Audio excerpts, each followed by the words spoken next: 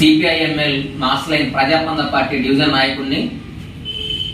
చెర్ల మండలంలో కలెక్టర్ గారి ఆదేశాల మేరకు డిక్టేషన్ పేరుతోటి ఏదైతే గ్రామ స్థాయిలో ఉన్నటువంటి చిన్న స్కూల్స్ ఏవైతే ఉన్నాయో ఈ చిన్న స్కూల్స్ నుంచి 12 మందిని ఇలా హై స్కూల్లో ఉన్నటువంటి హై స్కూల్ పాఠశాలకి డిక్టేషన్ మీద పంపించాలని చెప్పేసి ఉత్తర్వులు జారీ చేయడం జరిగింది.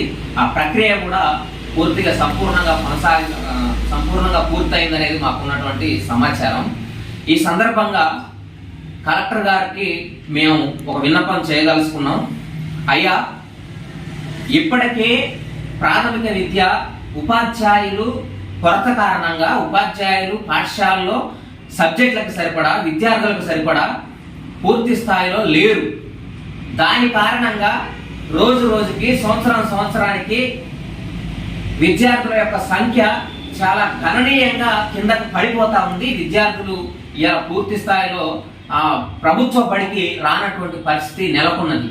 ఎందుకు అని అంటే ప్రతి సబ్జెక్టుకి ఉపాధ్యాయులు లేకపోవడం, సరిపడా ఉపాధ్యాయులు లేకపోవడం అనేది ప్రధానమైనటువంటి కారణంగా ఉంది.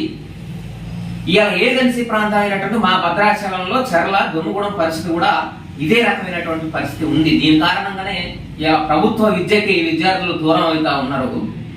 ఇట్లాంటి పరిస్థితుల్లో ఇలా అరకొరగా ప్రాథమిక పాఠశాలల్లో అరకొరగానే ఉపాధ్యాయుల నియామకాలు ఉన్నాయి. ఆ అరకొర ఉన్నటువంటి ఉపాధ్యాయులను కూడా ఇలా ఏరి ప్రాథమిక పాఠశాల నుండి తీసి డిక్టేషన్ పేరుతోటి మీరు ప్రభుత్వ హై స్కూల్లోకి పంపిస్తా ఉన్నారు. ఇది ఏ రకమైన న్యాయం అని చెప్పేసి మేము అడుగుతా ఉన్నాం.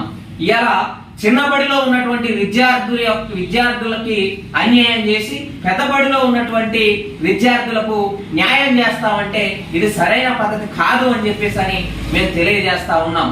10వ తరగతి విద్యార్థికి హై స్కూల్ విద్యార్థులకి విద్య అవసరం లేదా, వాళ్ళకి విద్య ఉపాధ్యాయులు వద్దా అంటే ఖచ్చితంగా కావాలని మేము చెప్తాం.